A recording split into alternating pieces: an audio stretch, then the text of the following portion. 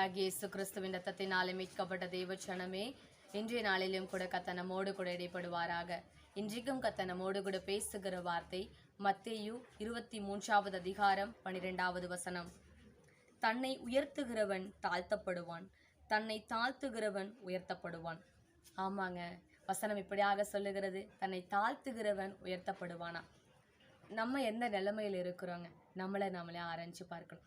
கர்த்தர் கொடுத்த பலனை கர்த்தருக்கென்று உபயோகிக்கிறவர்களாய், கர்த்தர் கொடுத்த தாளந்தை கர்த்தருக்கென்று நம்ம உபயோகித்து நம்ம தாழ்த்தி கொண்டிருக்கிறோமா, இல்லை கர்த்தர் கொடுத்ததான தாளந்துகளை பயன்படுத்தி நம்மை நாமே உயர்த்தி கொண்டிருக்கிறோமா? ஆராய்ந்து பார்ப்போமா?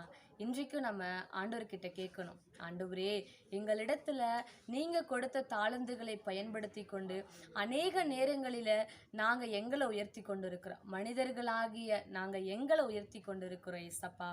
ஆனால் நாங்கள் உயர்த்தப்படணும் அப்படின்னா எங்களை தாழ்த்தணும் ஆண்டவரே. நாங்கள் எங்களை தாழ்த்துகிறதற்கு கத்த நீர் எங்களுக்கு உதவி செய்யுங்க அப்படின்னு சொல்லி நம்ம ஆண்டவர்கிட்ட கேட்க போகிறோம். ஆனால் எவன் ஒருவன் தன்னை தாழ்த்துகிறானோ அவன்தான் இந்த பூமியிலையும் சரியும் பரலோகத்திலேயும் சரி உயர்த்தப்பட முடியும். இன்றைக்கு நம்ம ஆண்டவர்கிட்ட கேட்க போகிறோம். கேட்கலாமா? பரிசுத்தம் உள்ள எங்கள் நல்ல பிதாவே, சேனைகளின் தேவனாகிய கர்த்தாவே, உம்மை நாங்கள் துதிக்கிறோம், ஸ்தோத்தரிக்கிறோம் ஐயா.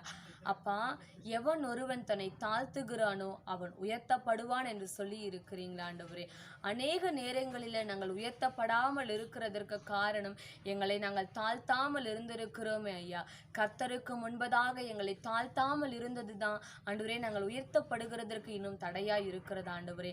இன்றைக்கு நாங்கள் எங்களை ஒப்புக் கொடுக்கிற ஆண்டவரே, எங்களை நாங்கள் எங்களை அர்ப்பணிக்கிறோம். கர்த்தருடைய சமூகத்தில் எங்களை நாங்கள் தாழ்த்த அர்ப்பணிக்கிறோம் ஐயா.